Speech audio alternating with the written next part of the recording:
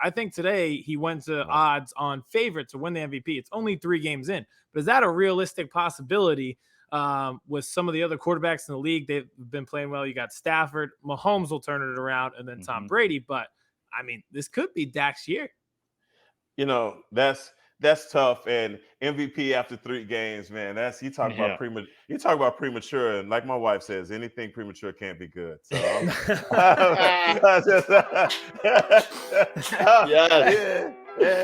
is an all-time quote. Chris Hansen here, and I'm going to need you all to take a seat right over there and check out Birds versus Boys.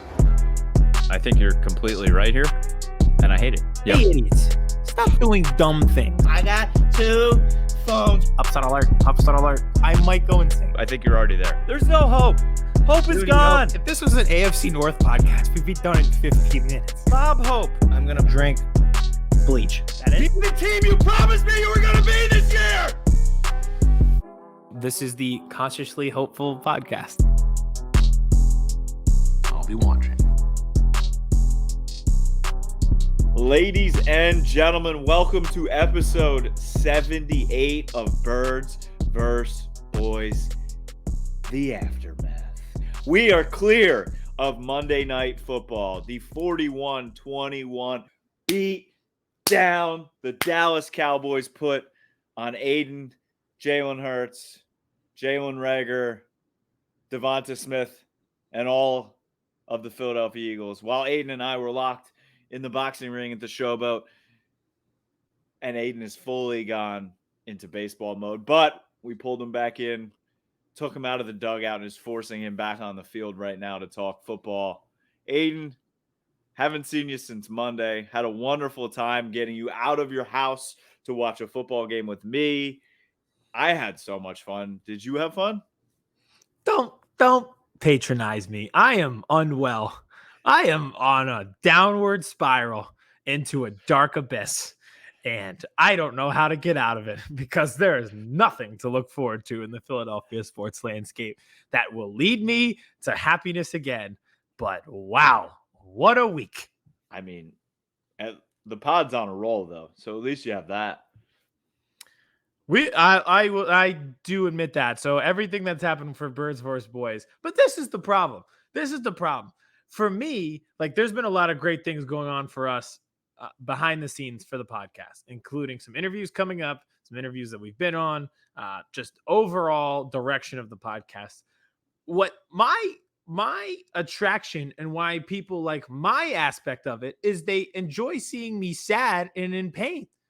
All the interactions that I get, it's not because of football analysis. It's because I look like a miserable human being on every single piece of content that we do, and people find it funny.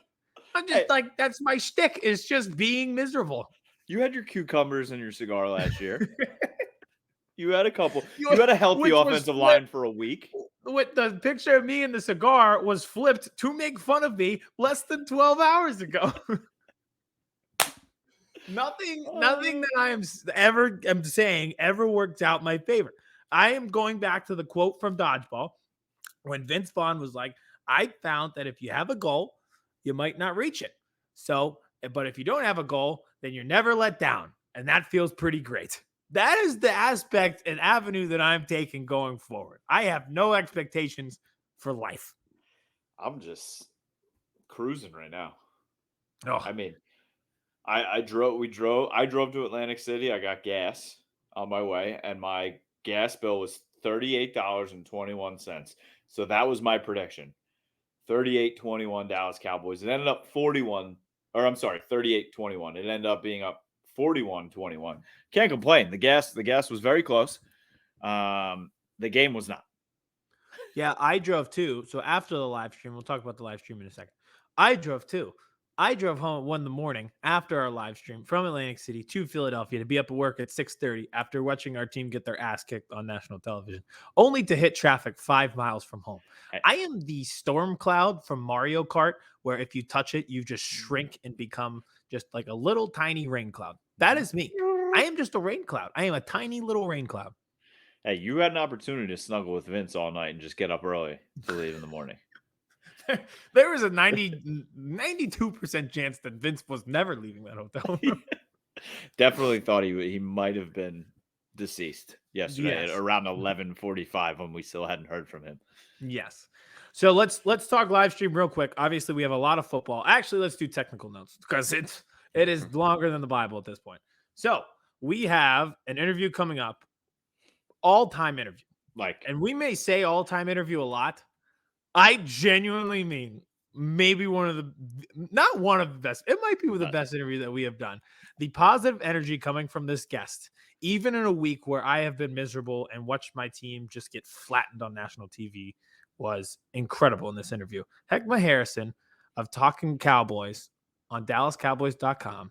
He's a host with our friend Kyle Yeomans.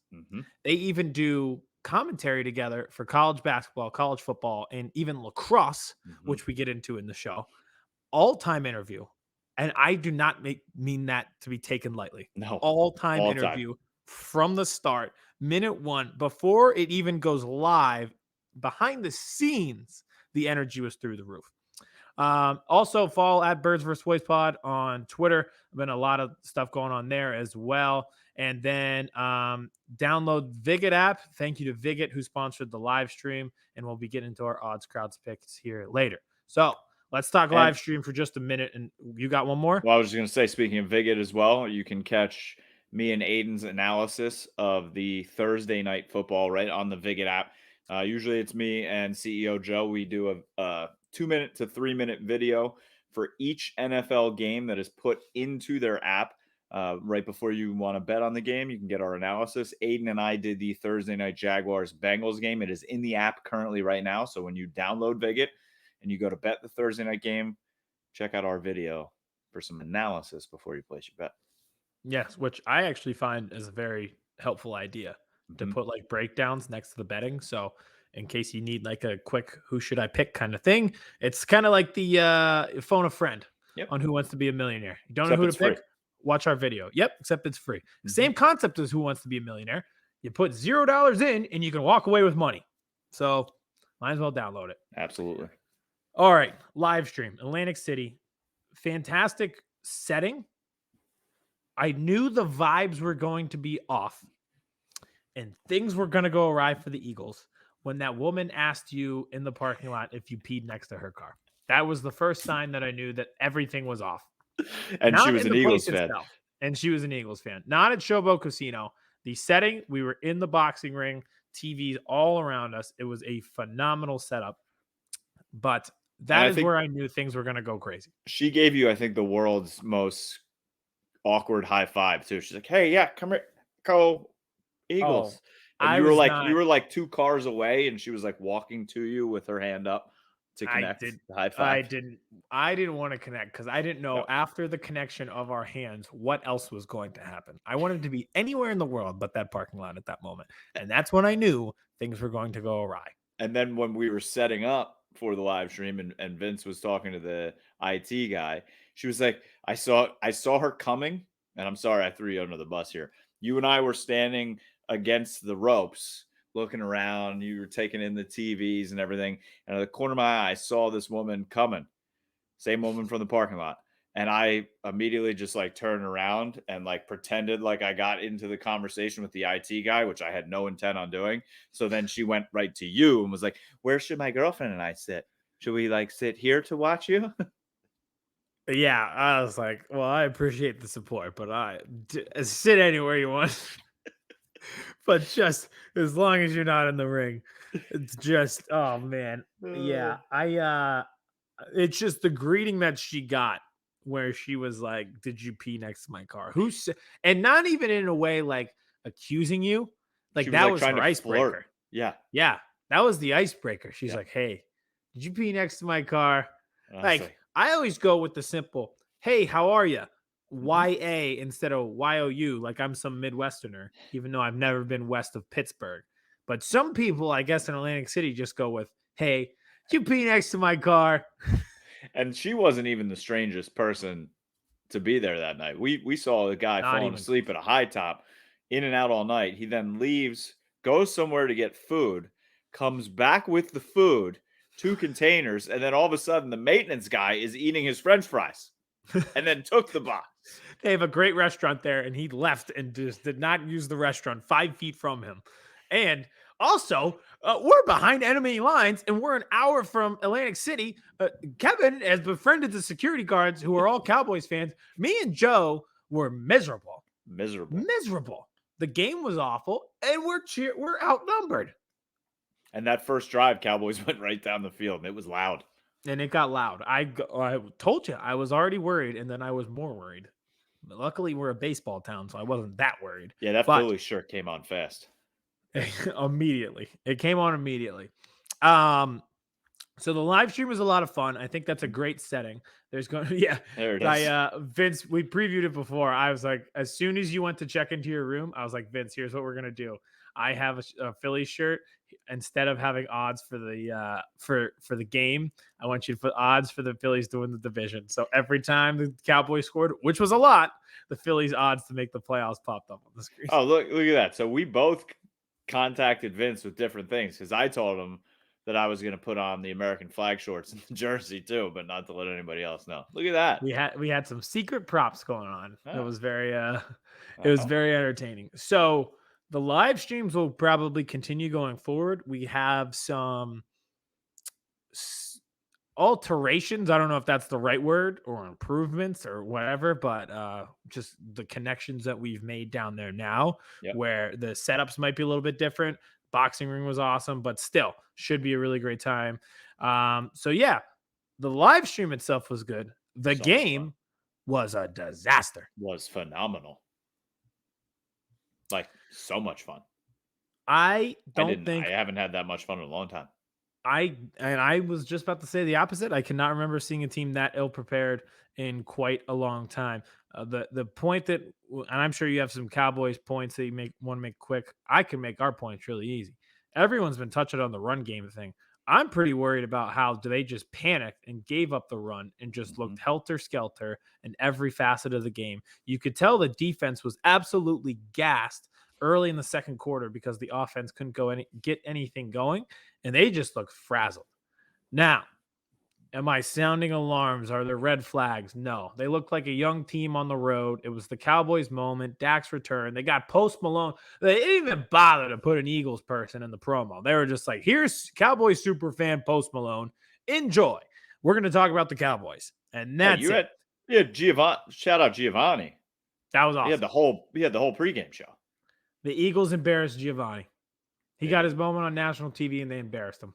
I cannot believe that they did that to that kid. But no, so that was awful. It was one of the worst offensive games I've ever seen them play. My overarching thing, I'm way more concerned about injuries on the offensive line than the outcome of that game. I think they just ran into a buzzsaw. I think that they're going to be 1-3. Everyone gets their ass kicked by the Chiefs. We'll talk about that game going forward. My bigger thing is, all right, so Isaac Seumalo gets hurt in the second half. You're already down Mulata, and Brandon Brooks is on IR. The one real competitive advantage, maybe two, was in the trenches up front. And you're right back to just being like, all right, who is able to play? Not who's good, who is able to start on the line. Jack Driscoll's already on IR. He would probably fill in as well. Landon Dickerson got beat up during that game. He has a hip issue. So that, to me, is way more concerning than the outcome of that game. They look like a young team. They played like a young team. They executed like a young team with a young coach where they're all trying to figure it out, and it was a disaster.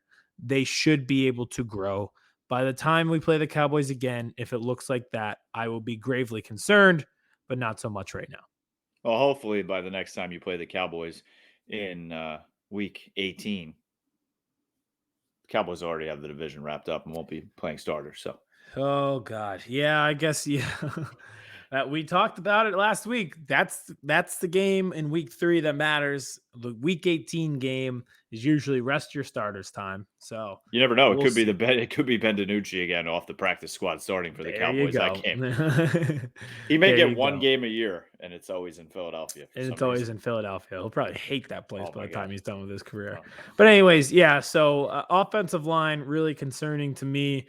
I think sometimes they got to use that as a teaching moment. Everybody, like, help your young quarterback out, run the ball. If you're a coach, don't panic when you go down. If you're a team, don't panic when you go down. On defense, learn from your mistakes. So I think that's just like a teaching moment. And sometimes you got to get punched in the face to learn how to react. So if I'm you also, I would be concerned about the tight end situation for the Cowboys being able to, I mean, every play, it looked like Schultz and Jarwin were just wide open in the middle of the field. Do you guys just not want to cover tight ends? Well, we played Travis Kelce this week. So if we don't want to, I'd like to know now so I don't have to waste 3 hours on Sunday. So 2 things. One, I think this is a compliment for the Cowboys. Dalton Schultz is like the 4th best option. And I think they spend a lot of time worried about CeeDee Lamb, worried about Amari Cooper. Gallup has hurt us in the past when he's available. And I think you spend so much time and energy and resources in practice and film study gearing up for those guys that now on your 3rd and 4s and 3rd and 5s, Dalton Schultz becomes an X factor, and he was fantastic. So that is the one thing. So maybe if it's a team with less talented receivers, they'll be able to cover the tight ends. But at the same time, the linebackers are not good. Yeah. They can't cover tight ends. They constantly overplay their assignments. They're really honestly not even that good at tacklers.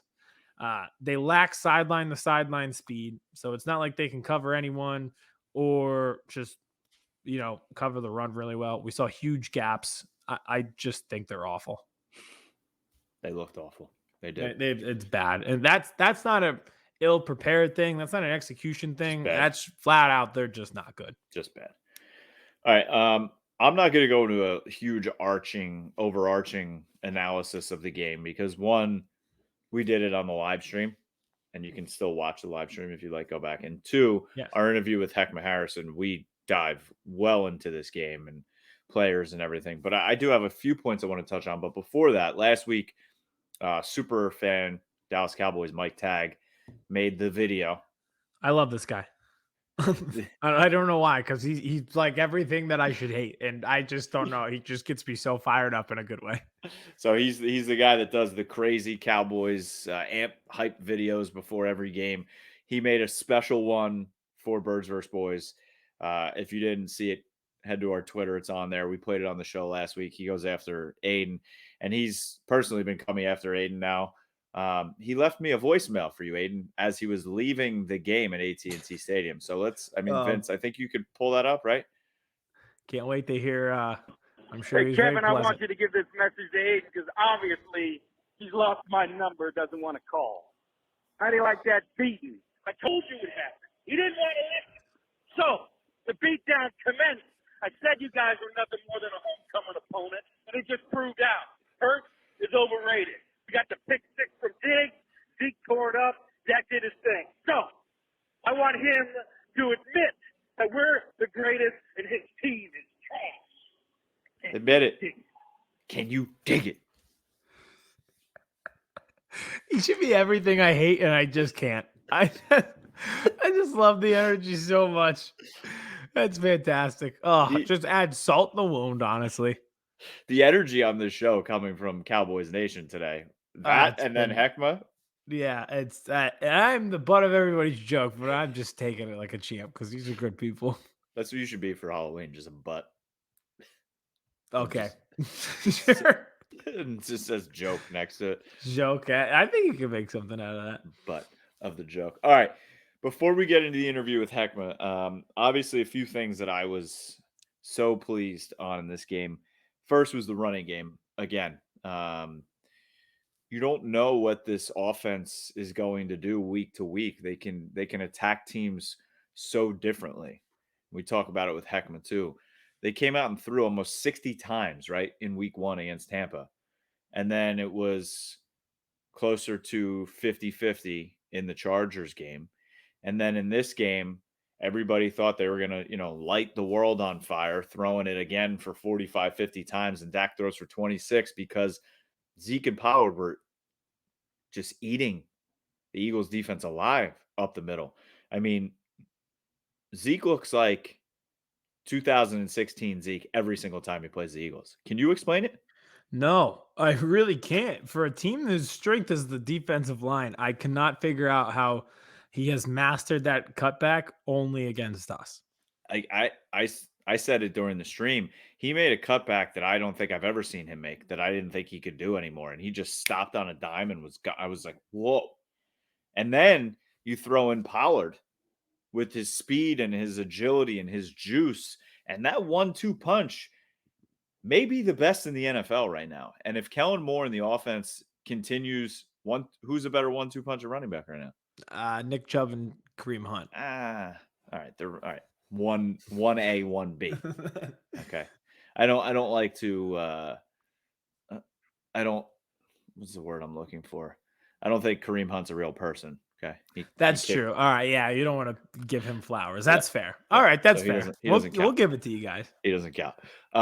But I feel like if they're able to use both of these running backs and they're not going to wear down either of them throughout the season, that's only going to help them as the season progresses. They have their bye, I think, week 7. I couldn't believe the Eagles don't have a bye until week 14. We're the last bye that there is. That's insane. I liked it at the time. I like being at the back half of the buys. If we don't have any offensive linemen to play, I would like our bye to be closer now. Can we switch, please? Yes. Can you imagine if you could switch with a team? That'd be chaotic. That sounds like an XFL role. Oh, yeah. So I love the 1-2 punch. Dak, it's pretty funny. So earlier in Dak's career, he was a metrics machine. The metrics loved him. He had a high QBR because he'd throw the ball deep. He ran, but he didn't always pass the eye test, right? People were always making fun of him like, oh, Dak doesn't look like a good quarterback. Now he's passing the eye test with flying colors, A+ all around. Everybody thinks he's playing the best football of his career, but the metrics are the opposite. They're saying he's not playing the best because his completions on average are only 6.9 yards in the air. He's not running as much, which hurts his QBR, which I'm fine with right now. If they can keep doing what they're doing, I don't want him to have to run right now. And he doesn't look like, I don't know if he either doesn't look like he wants to run or Jerry Jones is like, anytime you start running and someone's around you, you slide because we're not dealing with this again. And I'm fine with that. But it's just so funny how in the beginning of his career, he was a metrics monster and didn't pass the eye test, but now he's flying colors passing the eye test, but the metrics, it's just so funny how those things work. But I do, he said he thinks he's playing the best football of his career, and I wholeheartedly agree with it. It looks like it. Eye test wise, it looks like it. He looks like he's in full command, and it looks like this is just his, not even his offense, his team. He is the no doubt leader of this team. And I'm officially going to say it right now. I have zero doubts, zero reservations. I'm all in on Dak Prescott. He is my quarterback. He's my quarterback. And I think he has the ability to take this team. I'm not saying this year, but I think Dak Prescott has the ability and a very good chance to add another year onto this banner. Can't wait to talk myself in the Spencer Rattler in 8 months. Okay. Defensive side of the ball. I love, like I said, I say it with Hek'ma. I love what Dan Quinn's doing with this defense. They were down guys like Keon O'Neal, Dorrance Armstrong in this game. And they were just able, again, to move Micah to defensive line.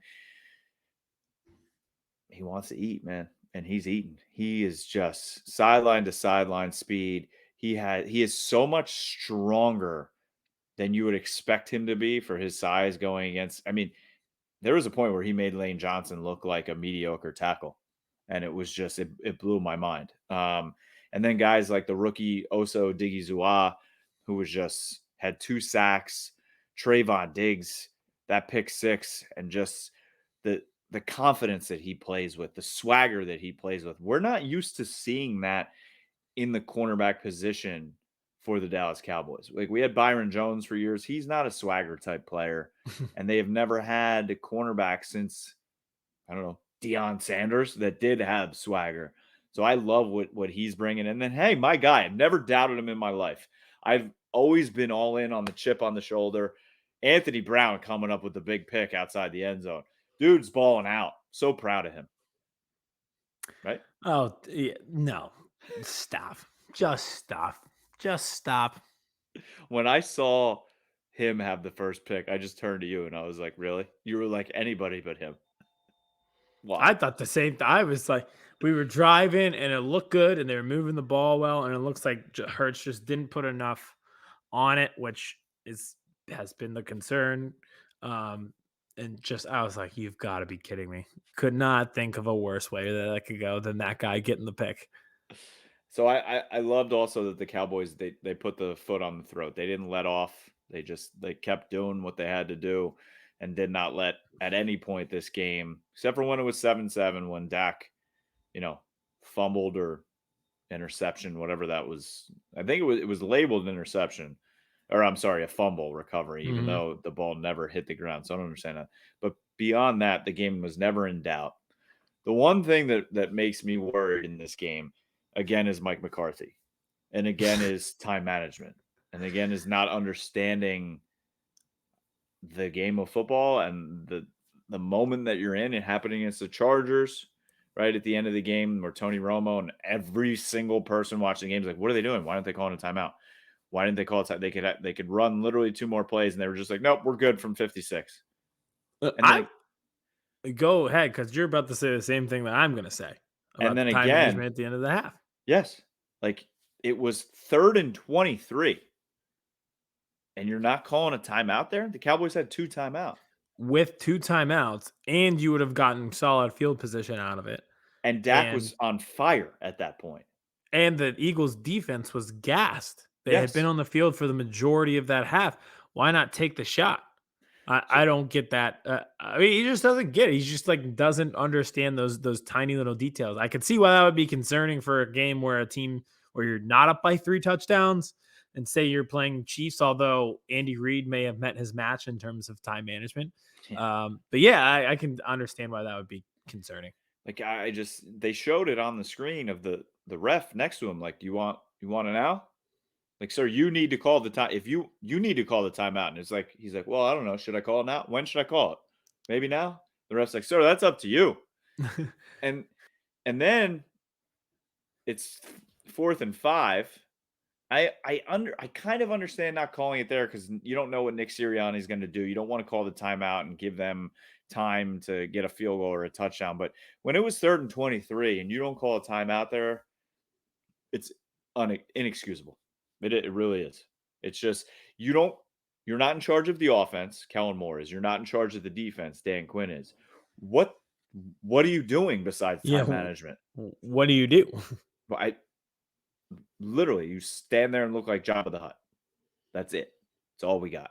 So again, I think I'm going to say this on every single show here on out. If Kellen Moore is offered a job now, tomorrow, this offseason, to be a head coach of a football team, Jerry Jones, you fire Mike McCarthy on the spot and you hire Kellen Moore. You don't let him get out of the building like you did Sean Payton, just because you wanted to keep Bill Parcells there. Can't let these young guys go. We need Kellen Moore on this team going forward. Okay. I agree. And when the Bears fire Matt Nagy, don't let it happen. Mm-hmm. That's all I got, though, because we go further into this with Hek'ma.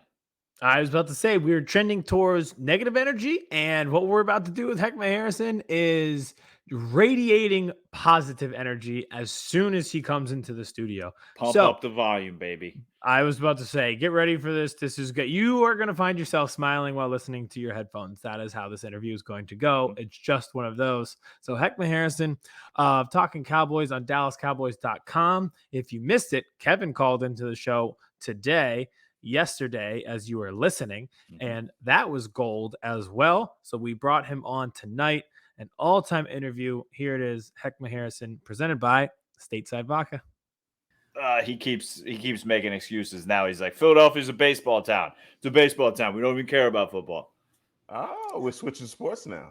Yeah, when we went down and I quickly realized it wasn't going to be our night, I pivoted and I was like, well, we got to focus on the Phillies. We're in the division race. And then they immediately lost too. So I'm just kind of running out of excuses. But here's the thing. You have to keep that same energy, right? You got to keep that same energy. So I'm sure coming into Monday, you had a lot of expectation. You were pretty much projecting all of your spewing your Cowboy hate. And I didn't even have to be there because I know that's what you Philadelphia fans do. And so take me back. I'm in a hot tub time machine. Take me back to Sunday morning. What was your vibe like Sunday morning? All right, let me take you back 2 weeks prior. All right, so like 2 hours before we played the Falcons, I'm like, you know what? We are not Super Bowl contenders this year. It's fine. We're rebuilding. We have draft picks and some cap space next year. And then we completely obliterated the Falcons. And I was like, all right, I'm back in. Fast forward 2 weeks, you start to talk yourself into, all right, like they seem to be prepared. They're saying the right things in press conferences where they seem to be focused. And then they went out on the field and looked like the most ill-equipped, unprepared team I have ever seen in my entire life. That was like top 5 worst performances I've seen in terms of just preparation and execution. 3 runs. I had to take you back. I had to take you back 2 weeks to get to where I was at expectations-wise on Monday. And this was a tweet we put out here today of Aidan. Aidan week 1 in Atlanta versus Aidan week 3 in Dallas. That's a before and after right there, isn't it? There it is. How quickly things change. Oh, man, Aidan. So my thing is, let me just say this. I agree with everything that you said about the top 5 worst performances of any team. Let me just help you in throwing dirt on your team. I think that's awesome. And no, man, you know what I think it is? I think that obviously early NFC East matchup, the Cowboys defense is much improved. And you guys just ran into a buzzsaw, basically. I mean, because of the crowd and everything. Look, when we showed up in Philly with Ben DiNucci, you guys did not spare us. Nobody said, oh, my God, it's Ben DiNucci. No, you didn't care. Y'all unleashed the hounds. By the third quarter, y'all were, hey, do the thing that y'all do. Hey. So no love, no mercy. But y'all ran into a buzzsaw. And I think from just my evaluation of the Eagles, I expected the defense to be a lot better.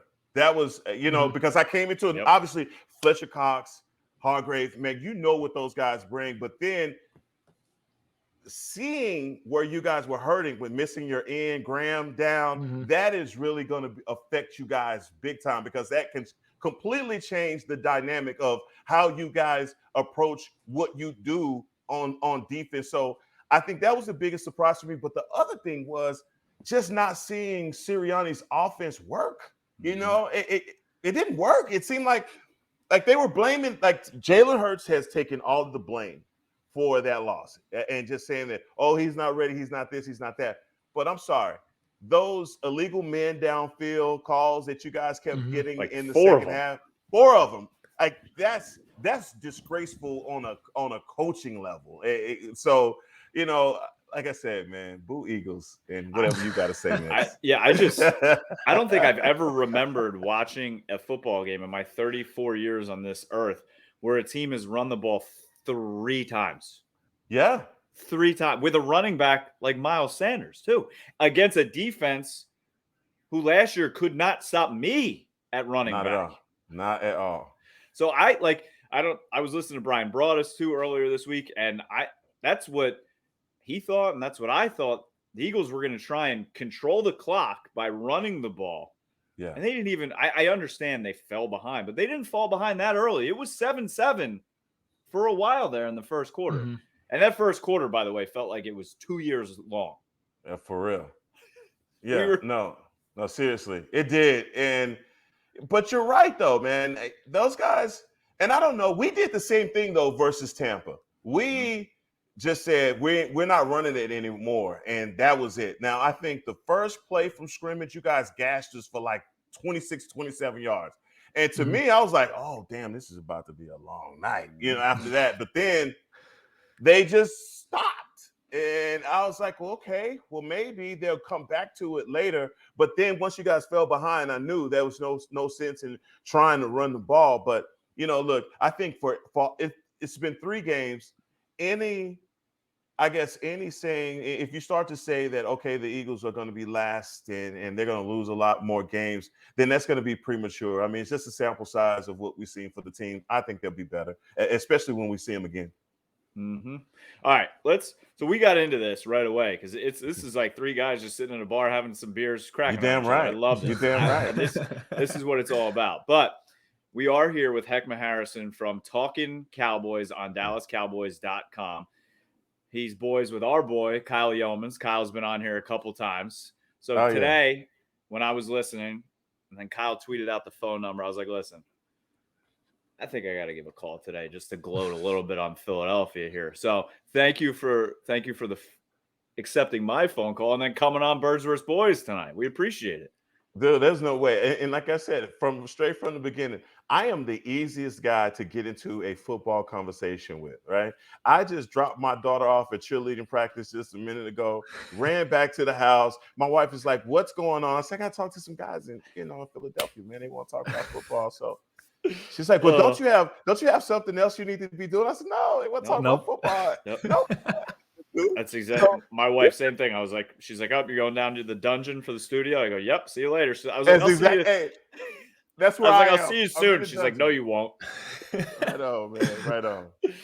All right. Before we fully get into this, I know Aidan has a couple questions too. I just want to play one more thing here. Vince has a tweet pulled up that we put out today, or I should say, I put out today. I put together, and this is Aidan on draft night. We watched the draft together. What he was trying to make happen in his mind to compare to what happened Monday night. I thought I was done getting roasted, but I feel like we haven't even really initiated it yet. Sunday Night Football in AT&T Stadium. He's doing it against Trayvon Diggs.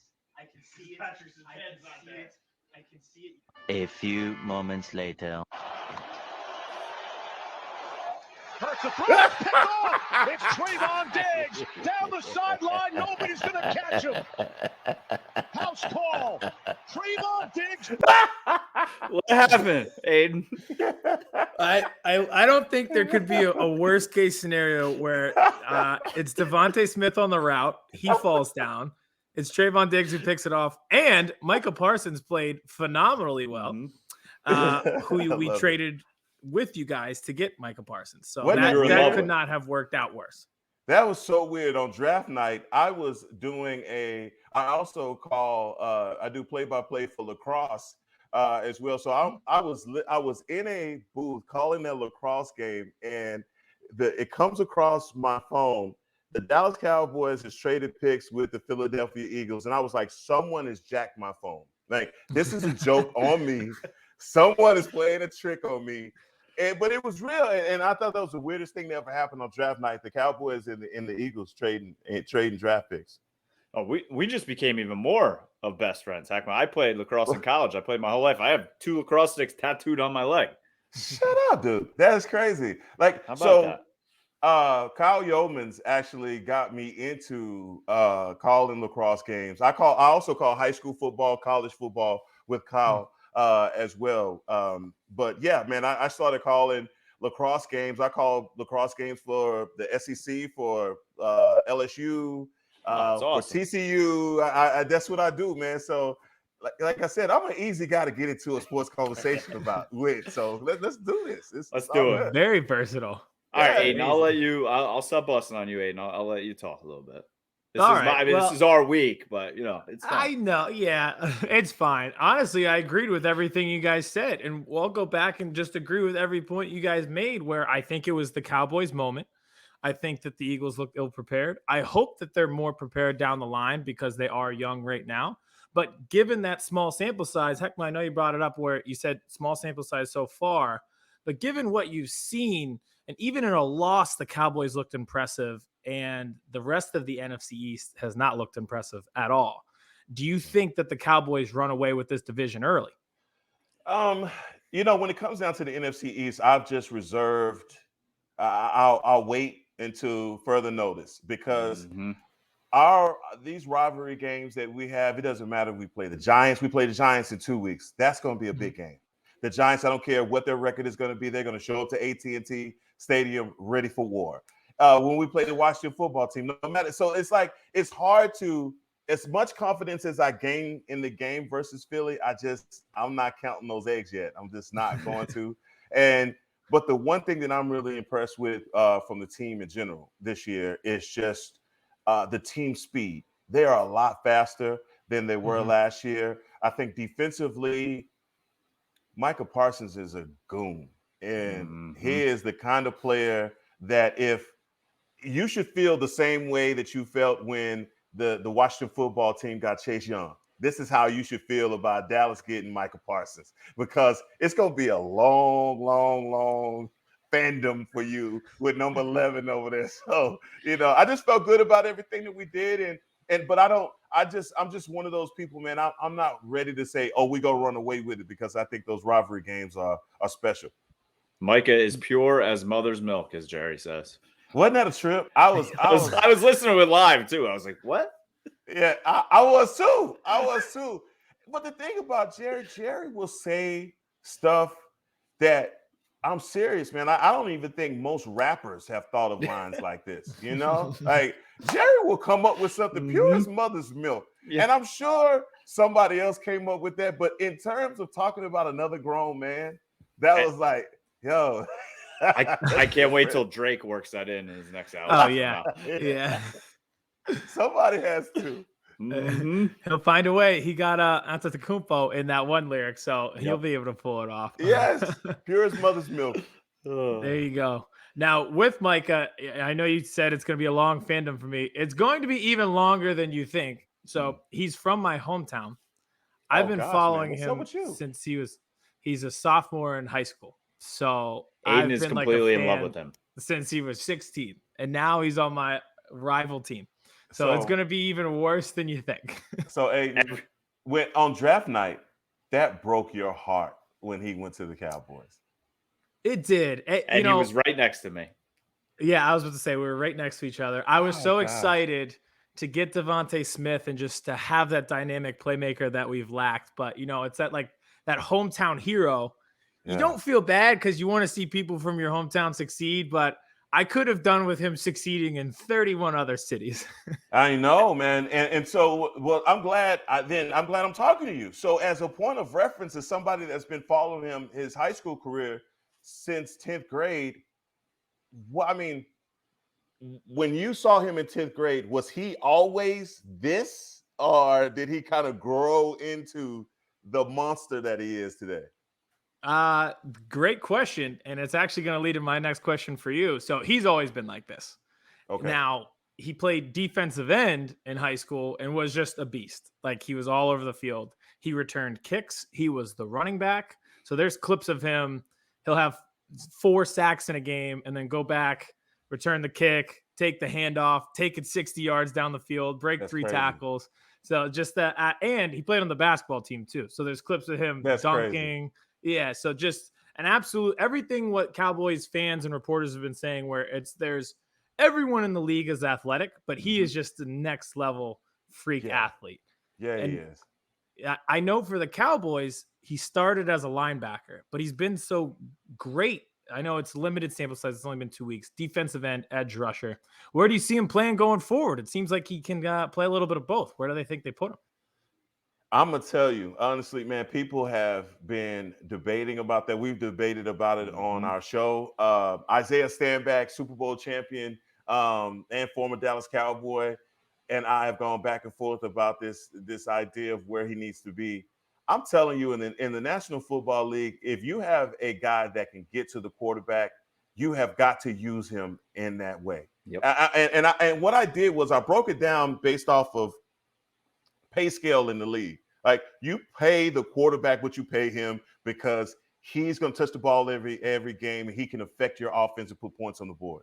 Same thing for your left tackle. You pay him because he's protecting the back of your quarterback. On defense, who do you pay? You pay your edge rushers and you pay your cornerbacks. Why do you play these guys? Because they impact the game.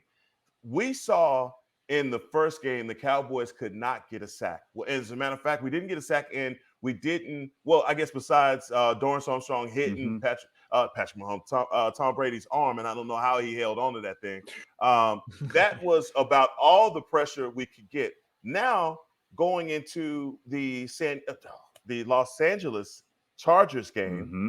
we are able to get pressure, generate sacks, and now in the game versus Philly, you see the impact of that. And so the question actually is answering itself through his actions on the field. And I don't think there's any way that he returns to linebacker. I think you put him at defensive end, and you remember that when you start passing out contracts in his 5th year.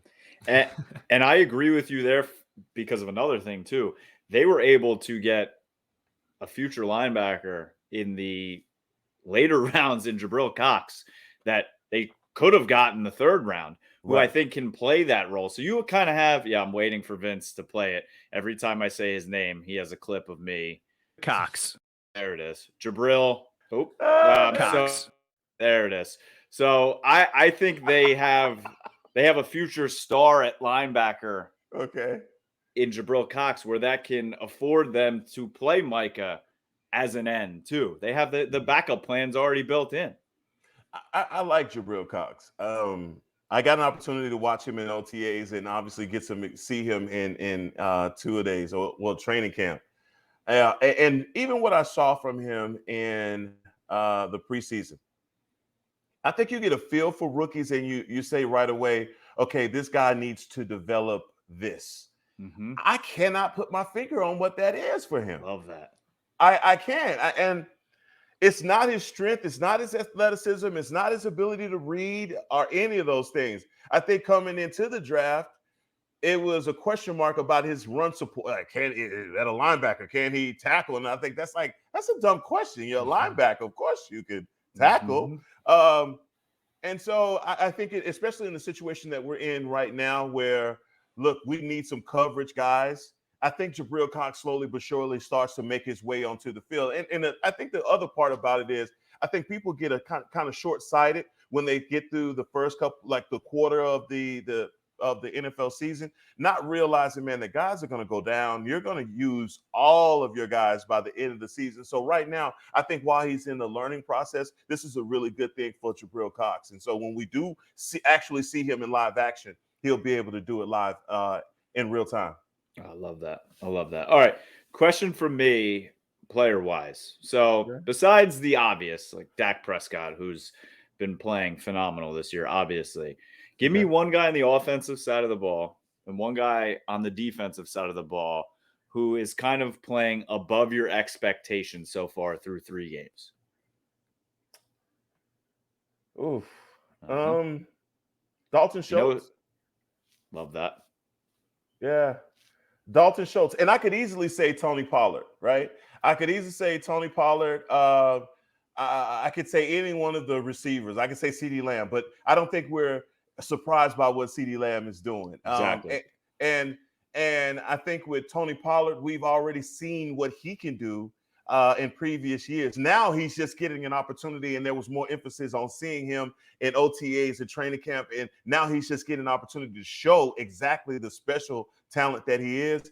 But Dalton Schultz is, dog. I mean, if you look around the league at the rest of the talented, the Kelseys, the Kittles, and guys like that, and I'm not putting him in that stratosphere. All I'm saying is with the way that these offenses are designed, when you have a tight end that can get yards after the catch or at least sit down in the zone, which Dalton Schultz has been able to do, man, I just think that makes him special. And I'm not discounting Jarwin at all because I think coming back from his knee injury, he'll get there. But I think Dalton Schultz has been the biggest surprise as far as his mobility and catching the ball and yards after the catch. He was driving Aidan crazy Monday night. Oh, man. He's going to be driving a lot of people crazy because he's becoming a big piece for us as far as a possession receiver. So, yeah, he's getting those chains to moving. But I'm thinking defensively, who is a surprise, man? And there's one for me that I think give me one, man. Help me out here. J-Ron Curse. Damn it! I was just about to say that. Yes, same grade. So you tell me, why is he that for you? Because seeing good safety play on this team makes me so happy. And I feel like he's been able to do so many different things I didn't expect for him to do. Come down in the box and Yeah. play the run. He has much more range and better coverage skills than I expected coming out of the preseason that he's shown so far this year. And he's just a big physical dude that I don't know. He's the type of player we haven't seen in a long time. And, this team always goes bargain shopping at safety, right? Since Woodson, basically, maybe since Roy Williams. And to be able to see the safety play, even KZ's been playing well. Hooker's had some plays for this team, but I just feel like he's just been a step ahead of all the other D-backs so far, except for Trayvon Diggs, obviously. Right. And I think for Kearse, it's his size. Mm-hmm. His ability as look, I'm a defensive guy. I played linebacker in college, man. I'm all for the defense. So I'm used to a defense hunting an offense. All right. I'm not used to an offense hunting defenses. And that's where the NFL has changed to right now, right? Mhm. Offenses are just going with all these empty backfields, 5 receivers, spreading you out. And I think the thing that breaks up the run pass option and the air raid offenses are big nickels like Jerron Kearse, because what he can do is if you decide to come out with your quarterback out of the backfield, that's a 6'4", 200-pound guy punishing your quarterback as opposed to a 5'10", 180-pound, corner. And so I think he makes the difference in that. Not that, and I think Donovan Wilson showed last year that he could be physical, but I just don't think that he has the same presence in the passing game. He doesn't have the instincts that Kearse is showing. No, and it's so apparent when you see it live, and you're like, "Ooh, wow!" Like, hadn't seen a guy do that before. Yeah, where'd that come from? Well, that's a different wrinkle right there, So no, I completely agree with you. But the other guy that I'm going to go to is, and he didn't play last game, Keanu Neal. I think Neal, seriously, I believe Neal is having an impact on Micah Parsons. And I think it's an impact from a study perspective. Like, it's like having a guy come in and explain to you what the coach needs. Like if you grew up with siblings, if you have an older sibling that can kind of explain to you what dad wants, it's like, this is how dad gets. If you do this, you may, get on this good side. All right. You'll be all right. And I think that he is that. But I think also he gives us a dimension at the linebacker position that we didn't have before, a guy that can play tough in the run and also play out in the flat. I don't think Neal is the cover linebacker that people want to make him out to be. That's not his reputation. So playing to his strong suits, I think, is being out in the flat, playing against the run. He is a big safety also. He's just a safety playing linebacker. Yeah, and that's the funny part with everybody's like, well, how's he going to transition? He's always been a safety in Atlanta. How's he going to transition to linebacker? And then they basically were asking Dan Quinn about it, and Dan Quinn's like, he was a linebacker in Atlanta for us. I just told him he was a safety because he wanted to be a safety. Yeah, right. So that's perfect for Micah too, because Neal knows what dad wants, and Dan Quinn, he's been playing for him for how many years, so he can transition that language right to Micah. And I've loved what Dan Quinn has brought to that attacking style that we see, getting the turnovers, 8 so far, which we never see in Dallas. I mean, it's I don't even know how this is the same defense that Mike Nolan ran last year for this team. Well, shout out to Mike Nolan, man. I have a hard time, throwing that dirt on him because look, he coached in the COVID season. And, he did. And a lot of coaches don't get mulligans for the COVID season. But, man, do you know how hard it is to try and coach football and you can't see your guys and you can't talk to them, you can't put your hands on them? And that's not to say that Mike Nolan's system wasn't complicated. I thought it was complicated as all heck. I mean, guys were thinking before the snap, getting blown off the ball, and thinking after the snap, after they got blown off the ball. So, you can't play defense that way. But that's everything that you talked about Dan Quinn. I think those are the things that you see his impact immediately. I even said on the show today, like watching Dan Quinn in practice is like, it's magic because he's working with the defensive line. And there are a lot of coaches that not say that they don't understand that, but schematically, you have to start everything with your guys up front. And if you're teaching a new defense, you better sit down with the guys that make this thing go, and that's your defensive line. So true. All right, I got one more for you before we let you get out of here, unless Aidan has one as well. But I know you have the 24-hour rule. I saw you out there on the Twitter the other night talking about it. So yeah. Thank you for letting us gloat a little bit and still enjoy the Monday night win here on a Wednesday night. But let's move to Carolina. What are your expectations in this game? Dallas is sitting as a 4.5-point home favorite right now. Obviously, McCaffrey's not going to play.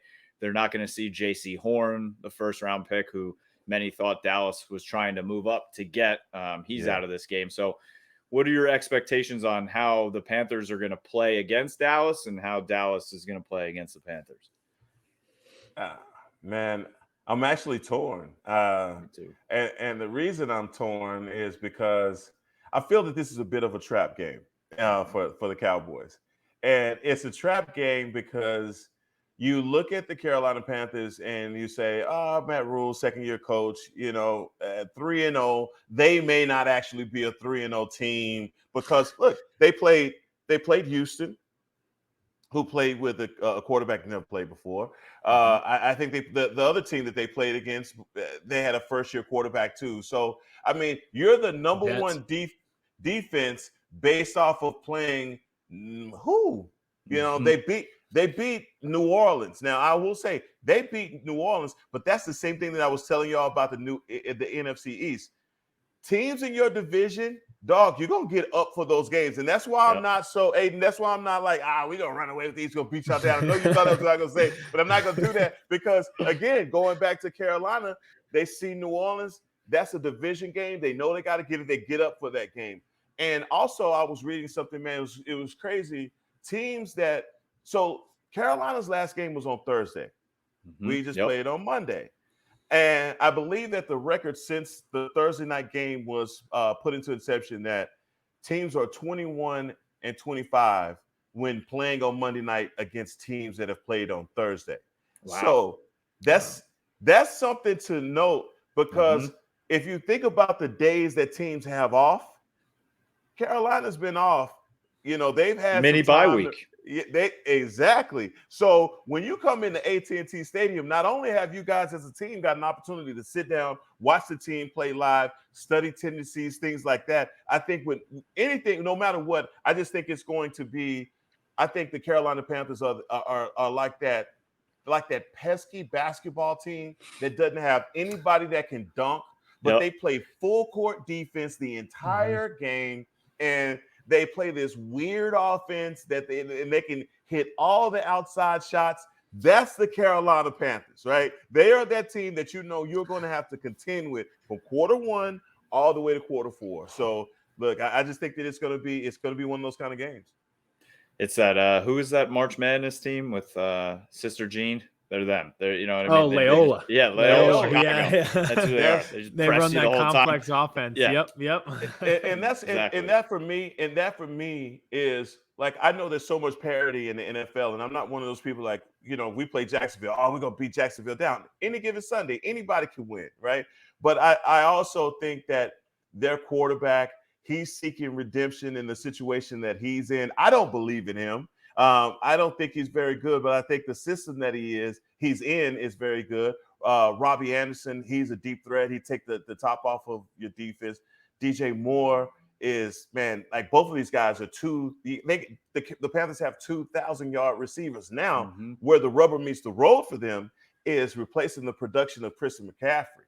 So what do they do without that? I'm willing to see. Now, as far as our offense is concerned, our offense versus their defense, I think we're going to put up 30 points on them at home. That's what we do.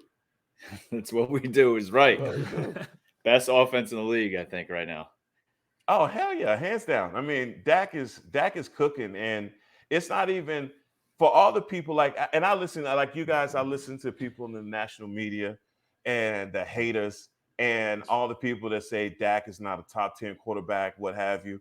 Right now, what you're seeing is a guy that in between his ears, it has clicked. And even if you hate on the Cowboys, you got to recognize what Dak is doing from a player standpoint. He's very patient and poised in the pocket. He's making good decisions. It's not the train wreck that you see with a lot of other NFL quarterbacks. Jalen Hurts,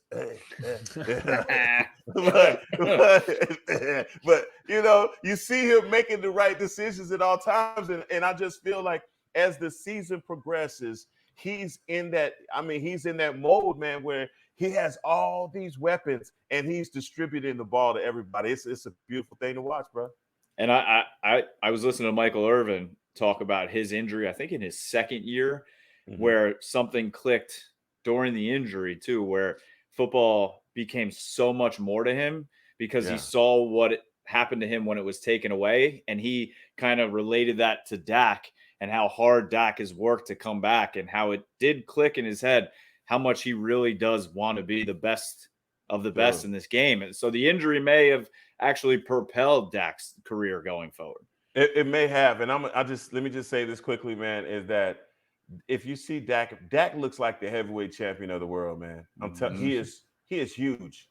He's just a big, proportionally big person.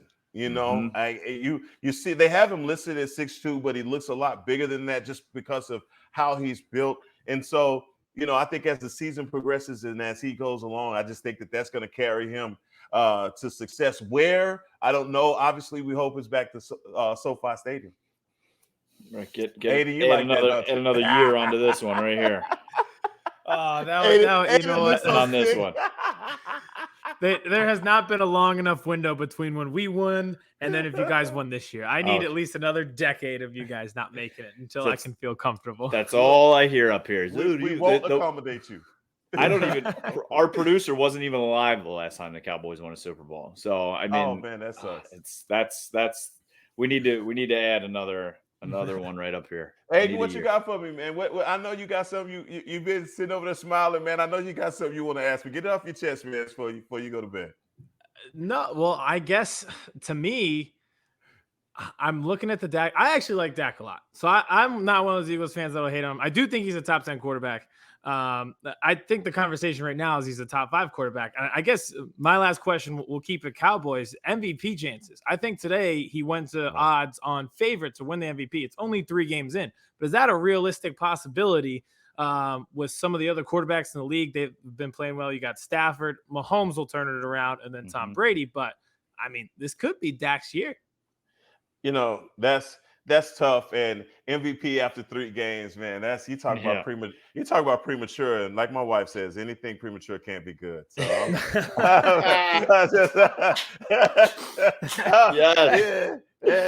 is an all-time quote. That is. That's pure as mother's milk. Yeah, I was gonna say, that's up there with purest mother's milk. I think he's playing lights out. I think comeback player of the year, obviously.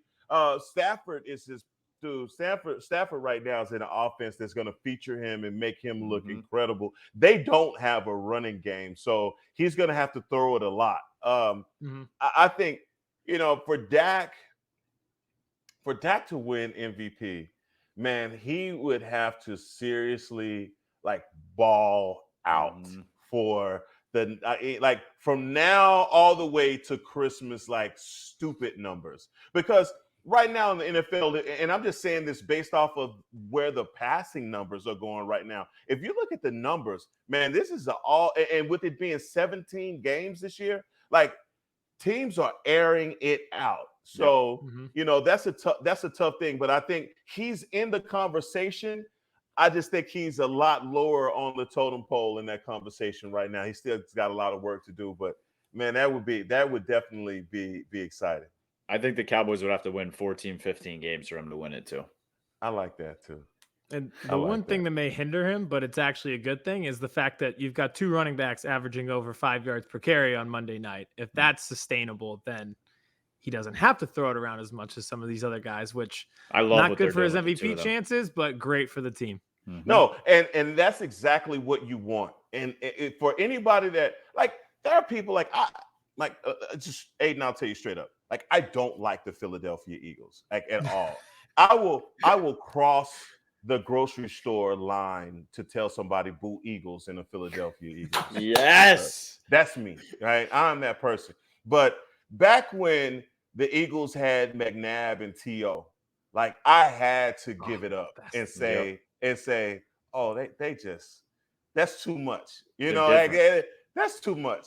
And it gets to the point where even with the Cowboys, I'm waiting on those real like football fans to say, like, man, that's too much for a team. Like if you come in like the Panthers right now, they're studying on what we do with our receivers. They have to know where Amari Cooper is, where CeeDee Lamb is, now where Cedric Wilson is. But we come in and we run the ball down their throat.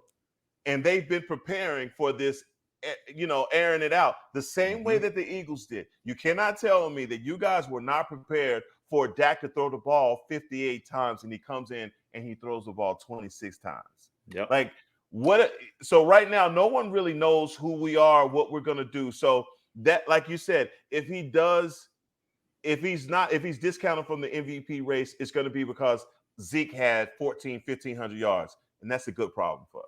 And that offense is only going to get better because they're doing this in the run game with Taryn Steele out there, who's been playing very well, but they're going to get Lyle Collins back. Biotish, who everybody forgets, it's only his second year, and he hasn't been playing. Yeah. And we still have Connor McGovern there that I think is the wild card, that if they need, he can play center, and apparently he can play fullback, which I love too. So the run game's only going to get better too. Now you got to use all your dogs, and offensive line wise, you're right. Taryn Steele is the biggest surprise for everybody because there are some sleepless nights just knowing that Taryn Steele was going to be out there versus Nick Bosa, and he survived. Not only did he survive the night, it was like the purge. Is he going to make it out of LA? And it's like no. Is he going to be Chaz Green again? Exactly. Is he going to be Chaz Green? And not only does he survive, he thrives. And right now, I think I'm nervous about Biotish, but I feel better about him knowing that Zach Martin is next to him. If we didn't have Zach Martin at guard, I think I wouldn't feel the same way. But I think there's a few things that you could cover up, man. Couldn't agree more. Man, this was fun. We got to have you back later in the season. But tell everybody before we get out of here where they can follow you on social media and how they can listen to you on Talking Cowboys as well. Man, and if they want to listen to lacrosse games too. Absolutely. Absolutely. Well, Hek'ma_Harrison on Twitter. And, Talking Cowboys is my thing, man. I am the luckiest guy in the world to be able to talk to guys like y'all, talk to people everywhere. I'm telling y'all, there is nothing special about me other than I will talk to anybody about football. That is my superpower, dog. Anybody, anywhere, anytime. Y'all keep the number. Email me, dog. Aidan, I got you. Anytime you need this smoke, I got a reservation on Will Call waiting for you, my friend. All right, don't you ever forget that. I love it. We got to get Isaiah on here too. We were talking about Kyle getting him on too. Y'all not ready. You thought I was so. Y'all not ready, man. Yo, thank y'all so much, man. I really appreciate it, dog. And like I said, anytime, seriously. Appreciate it. Go Cowboys, boo Eagles, and we'll be talking to you down the line, man. Thank you. Boo Eagles. Hey, it hasn't been a fun week for me, but I had a lot of fun talking to you, so I appreciate it. All good, man. Pleasure to meet you guys. Later on. Aidan, an all-time interview, like you said. I just listening back right now, as that smiles on my face, and you have a smile on your face. The energy Hek'ma brings, the fun, the banter, everything, the knowledge, everything that he brings. Again, I brought you another Cowboys personality, and what happened? I don't like this. I have been Trojan horsed into liking all of these Cowboys people. They've come up, and now I've befriended all of them. Phenomenal interview. I really appreciate him coming on. It's the banter back and forth that you can appreciate because, it's not toxic. It's not over the top. We were just having a good time. I really appreciate him coming on and breaking it down. Knowledgeable, but also a lot of fun. Just a normal guy. Talking football is my superhero, dog. That I was about to say, when we finished the interview, the first thing we said to each other is that didn't even feel like an interview. That felt like three guys at a bar talking about football, but just like in a just great manner. I hate the Phillies so much. Oh my God. I need Hek'ma back. He had so much positive energy, and they're draining me of it right now. And I feel like that's the vision that you, me, and Vince have for this show. Like Yes. that's our vision.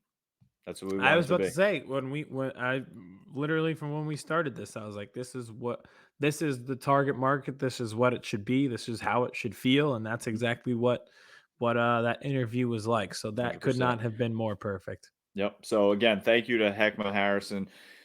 Make sure you'll follow him on Twitter. He's a great follow on Twitter. And if you're a Cowboys fan, head over to DallasCowboys.com and check out Talking Cowboys with him, Kyle Yeomans, Isaiah Stanback, and Rob Phillips. It's a great, great show. And hey, listen to my call in because I think that was pretty good too. All right. We're going to do a quick, very quick preview of our games moving forward. I'm not going to dive too much into it because Hek'ma kind of touched on the Panther game. I will let you go. Chiefs go to Philadelphia this week. I will be in attendance in that game. Can't wait. But I'll let you do the little breakdown. Yeah, so I think you broke it down for me. We play the Chiefs. So yeah, that's over. we're gonna be 1-3. I mean, it just the quicker you accept it, the quicker you can get over it. They are coming off a loss. They're 1-2. I'd be shocked to see Kansas City come in and end up 1-3. It's just not going to happen. They have more talent. They're a deeper team. I think they actually do have some holes going forward, but it's not holes that the Eagles are going to exploit with 5 offensive linemen on the injury report. It's just not going to happen. No. What I would like to see is more organization, and I think we will see this. Yep. You can't look like you did on Monday night, which was beyond ill-prepared. No. You get an F in terms of just preparation and execution. Look better. Show some fight. I think this is one of those games where, those college games early in the season where the spread's like 28 points. Yep. And one of those teams just hangs around forever. Mm-hmm. And then if you only looked at the score, you'd be like, oh, they did what they were supposed to do. They handily beat this lesser opponent. Yep. But if you watch the game, the lesser opponent gave them a fight and a run for their money. Mm-hmm. I think that's what we see on Sunday between the Eagles and the Chiefs. I think they hang around. I think they show some fight. They have to after what they did on Monday night. But in the end, they're playing a generational talent at quarterback in Patrick Mahomes. The Chiefs just have more weapons on both sides of the ball. I think they'll win, but I think we can at least keep it close for a while. And I think you thank the football gods that this is a home game. Yeah, especially after last week having that back-to-back. It is a home game, and you get to welcome Andy Reid back, who just had a medical scare. So I think after he we haven't seen him since he won the Super Bowl. So it would be nice to finally just kind of kiss and make up with Andy Reid. Yep. Kiss him right on the mustache and say, thank you, man. You got your ring. We got our ring. Let's hug it out. No hard feelings. It worked out for everybody. Yep. I can't wait to be there. It should be the energy in the stadium should actually be fantastic. It's just one of those things like when Steph and LeBron come to town, you're like, must see. Yep. Absolute. Mahomes coming to town, Philadelphia will be fired up. Look. One last thing, and then we'll hop over to Panthers, Cowboys, because that should be a good game too.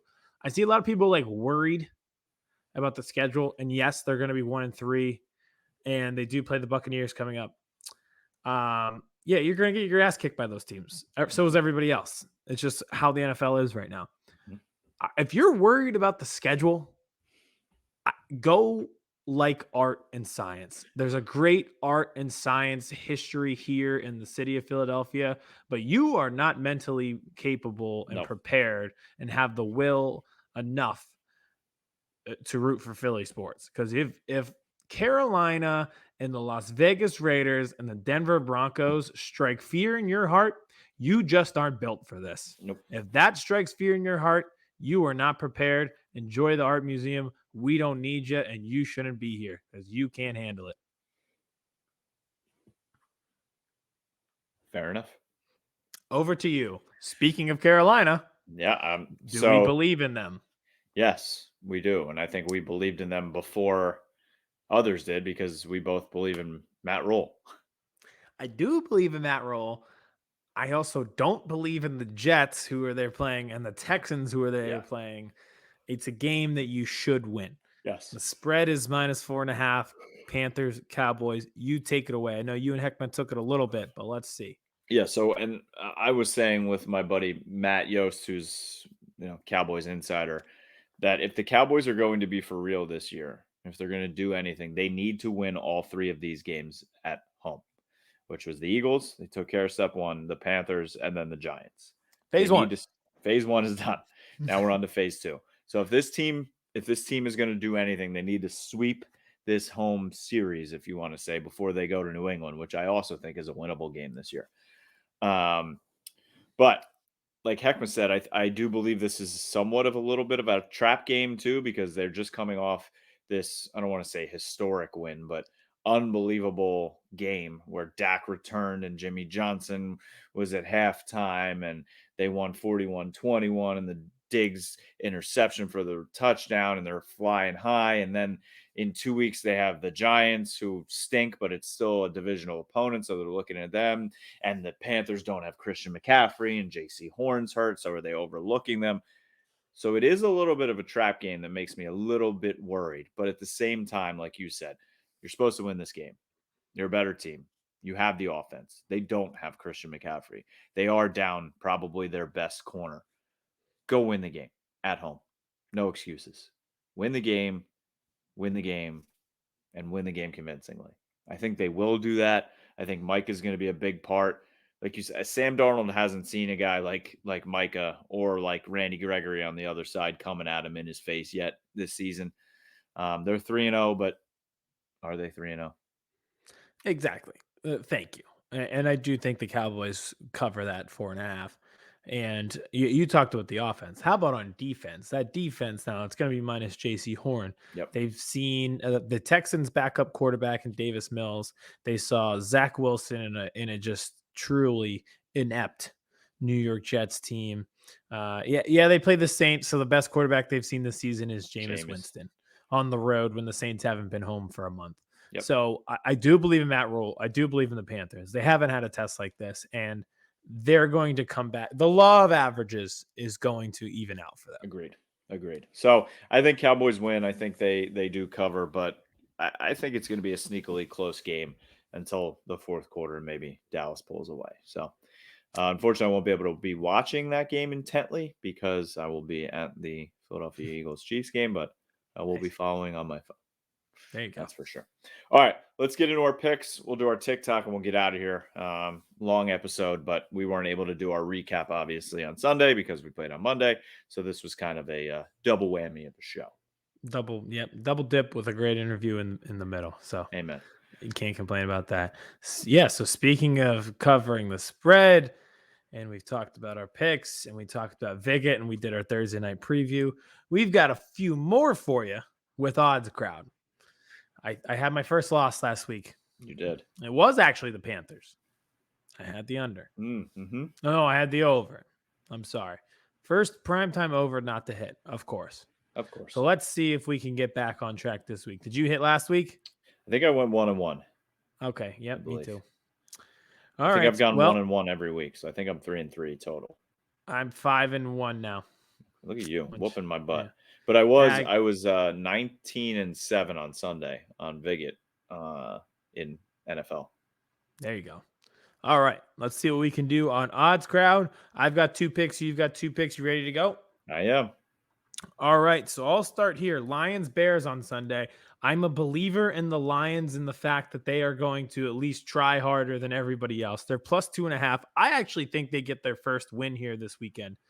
The Bears don't even know who's going to play quarterback this week. It seems to be up in the air. They've forgotten about Allen Robinson. He's not even in the top 100 fantasy receivers this year, if you can believe that.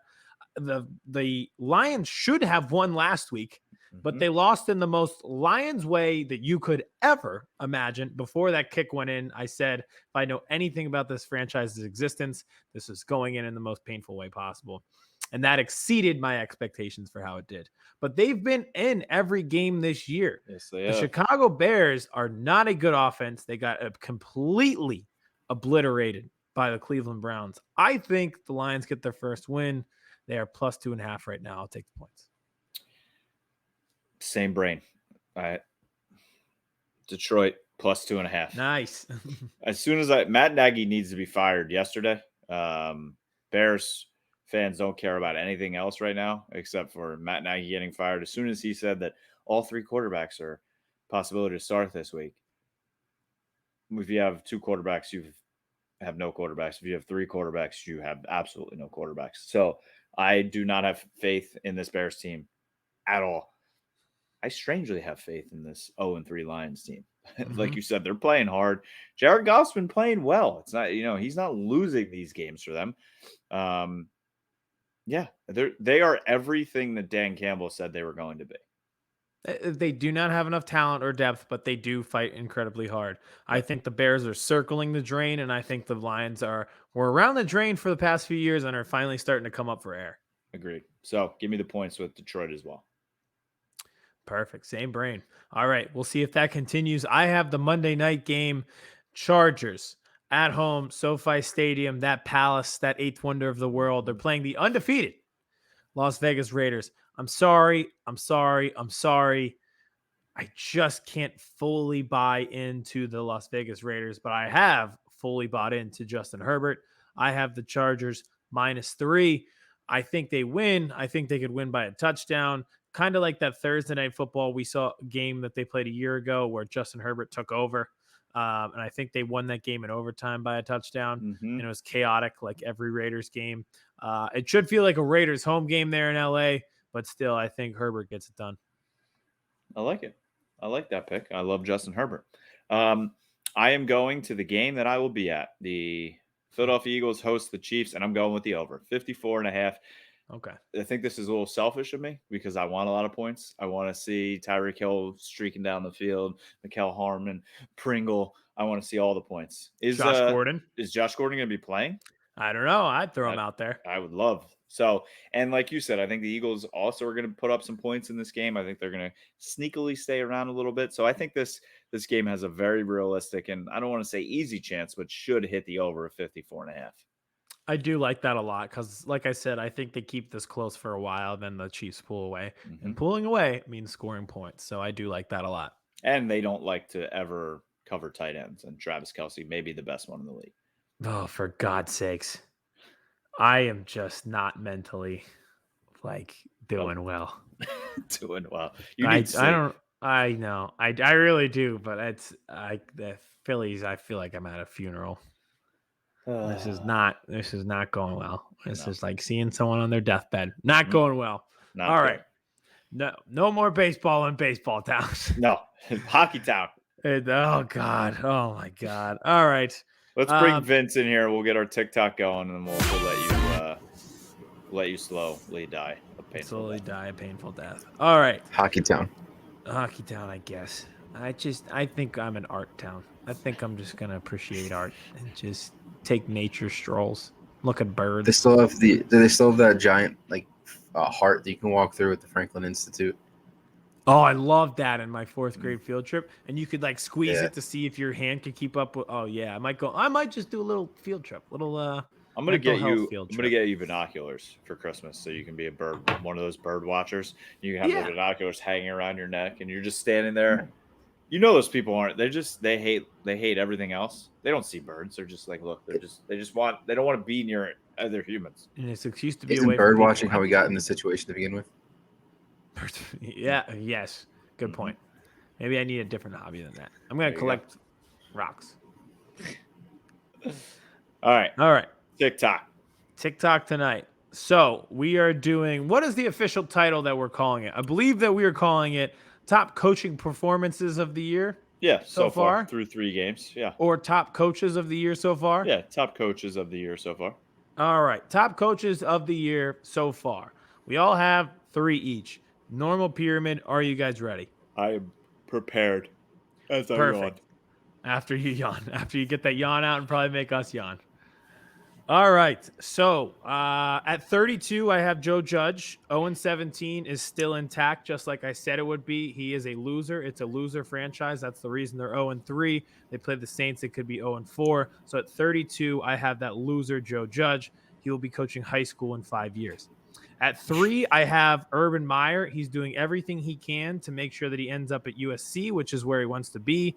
That is a match made in heaven. He will do numbers there. He will be a coach of the year at USC, but first he has to be a terrible coach at Jacksonville. Everything is going according to plan. Well, okay. 3 for me is John Gruden. This Raiders team is 3-0, outperforming almost everybody's expectations except maybe John Gruden and Mike Mayock. That's about it. Derek Carr, I think, still leads the league in passing. They won a thriller in overtime last week. They had that huge win to open the stadium with fans on Monday night against the Ravens to start the season. They've been on fire. I know I'm in agreement with you. I think they lose on Monday night against the Chargers, but way, way, way out kicking my expectations so far this year. So 3, John Gruden. Number 3, I have David Culley, head coach of the Texans. Just God bless him, you know. God bless him. He took the worst job, not even in football, not even in sports, in the United States. I don't know if there is Mike Rowe should do an episode with this guy of Dirty Jobs. I can't imagine a worse job in the world than being the head coach of the Texans right now. And they're way overperforming expectations. The next time they get smoked by 35, can we do a Photoshop of yes. of Dirty It won't Jobs? matter because they won one game. That's way past expectations for the whole year. They've exceeded expectations. Yeah, for sure. Their over-under was they passed their quota week 1. Mm-hmm. There you go. Against Jacksonville. Name one other team. Myers doing his job. Name one other team that met their quota week 1. You can't do it. You can't. Really can't. All right. At 2, I have Sean Payton. The Saints haven't been home. They've just been traveling. They've been a traveling circus caravan, but they're 2-1. They absolutely walloped the Packers and Aaron Rodgers in week 1. They went up to Foxborough, and everyone talks about Bill Belichick versus rookie QBs. Well, how about Sean Payton having similar stats? And he made Mac Jones look like a rookie, completely dominated them. Malcolm Jenkins pick 6 up in Foxborough. Where have I seen that before? Saints, they are keeping it together during some tough times. So at 2, I have Sean Payton. 2 for me, I have Cliff Kingsbury. 1, the dude is handsome as hell, right? He looks in the mirror. He's just like, yep, there it is again. He's got a really cool house. We all saw that during the draft. And he has one of the most electrifying teams in the league. Kyler Murray is a cartoon video game character. The things that he can do, he doesn't even look real on the field. DeAndre Hopkins is a cheat code. We all love him here. They're 3-0. They're finding ways to win games, even though they had that ridiculous 68-yard field goal attempt that was brought back for a touchdown. But I think Cliff Kingsbury specifically set that up specifically for Gus Johnson because he knew everybody wanted a Gus Johnson call on a real 109 return. So I think he actually was helping us out as well. So I have Cliff Kingsbury at 2. At 2, I have Sean McVay. Jared Goff just looks meh. And he went to the Super Bowl with him. And Matt Stafford looks incredible, which is as we all expected. MVP odds still alive. As I said, we'll be playing that back. I got crushed on TikTok a few while back saying that Stafford's been like a top 10 quarterback for years. Like 12-year-olds don't know anything. Give the guy a receiver. Look what he can do. Exactly. But yeah, Rams look incredible, like we all thought. So Sean McVay, number 2. At 1, I have my guy, Matt Rule. They are 3-0, and I think part of the reason I am impressed is because he took a bunch of misfit toys from the Jets and made them look competent, which I guess it was the Jets after all. They are 3-0. Schedule hasn't been tough, but they have looked good. For a team that you thought it might be another year rebuilding, maybe not. Maybe they're competing. 3-0. I have Matt Rule at 1. Have you seen that stat about real quick? Have you seen that Adam Gase stat of like how good people do after they leave Adam Gase? It's hilarious. It's actually remarkable. Yes, it's incredible. The dude was in a room with Peyton Manning for one day. Go ahead. Bitch, have any other thoughts before Kevin goes? Or do you want to wait until he tries again? No, go ahead. So 1, maybe? No? Yes. Okay, 1 for me is Kellen Moore. We didn't say this had to be head coaches, did we? We just said coaches. So what he is doing with the Cowboys offense is phenomenal. I want him to be the next Dallas Cowboys head coach. He sort of is the Dallas Cowboys head coach, I think, because Mike McCarthy is just there. He's just a blob. So what Kellen Moore has done with Dak Prescott with this offense, he's just – and using both running backs strategically, I absolutely love everything that he's doing. So give me Kellen Moore, number one coach for 3 weeks. Number one the for Yankees me. just broke my heart. They lost. There you go. Welcome. Number one, I have Joe Judge. I pulled the 180 of Aidan. He did the hardest thing to do in professional sports, which is lose a one-possession game to the Falcons. Yeah. Incredible. That's remarkable. It's blown away. statistically over the past 3 years, it's been statistically hard to do against the Falcons, and he did it. Congrats He did it. to Joe Judge. Tip of the cap, pal. Mhm. Idiot. I'm tired. I am. We just You're hit telling me 2 hours. physically, mentally, emotionally, I am tired of sports just in general.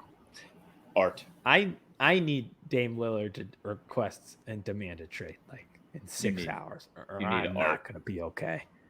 So all three of us have off tomorrow. It's going to be 68 and sunny. I think don't let's have just off. have a nice day. You don't work. Don't act like you work. Yeah, you're going to drive around for 3 hours and go to the gym. That's not work. It's going to be beautiful out tomorrow. I think all three of us, let's just sports detox, take a break. Have a nice day. Yeah, I mean, I'm not going to watch Jaguars or Bengals, so it's okay. I might watch to see some Jamar Chase, but Me too. all right, that's all I got. Thank you, Hek'ma Harrison. Thank you, everybody, for listening, for watching. How about them fucking Cowboys? And yeah, that was fun. Thank you to the Eagles. Thank you to the Phillies. Thank you to Ben Simmons. Every time I think it can't get lower and I can't feel less happiness, you guys somehow manage to find a way to make it even more depressing and more dark. You guys are the absolute worst. Thank you for absolutely nothing and making my life just a miserable walking hell. Thanks a lot. Philadelphia sports are like early 2000s, like emo music. It's just what they are. Sad, like Taking Back Sunday. Mm-hmm. That's what they are. Yeah. And we'll see you this Sunday for the Chiefs. Chris Hansen here, and I'm going to need you all to take a seat right over there and check out Birds versus Boys. I think you're completely right here, and I hate it. Hey, idiots. Stop doing dumb things. I got 2 phones. Upset alert. I might go insane. I think you're already there. There's no hope. Hope is Dude, gone. If this was an AFC North podcast, we'd be done in 15 minutes. Bob Hope. I'm going to drink bleach. That is Be the team you promised me you were going to be this year. This is the Consciously Hopeful podcast. I'll be one.